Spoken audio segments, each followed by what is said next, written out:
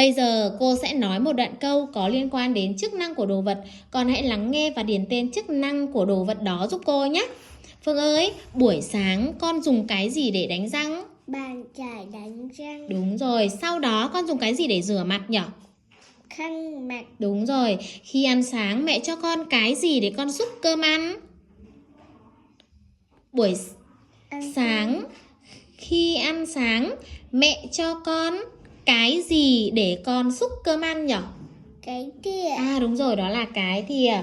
Trước khi đi học con đeo cái gì vào chân để đi học nhỉ? Đôi dép. Đúng rồi. Thế bố đưa con đi học bằng cái gì?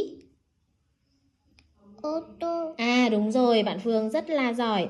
Vậy là bạn Phương đã nói được tên của các đồ vật rồi đấy. Bạn Phương rất là giỏi, cô khen con. Yeah.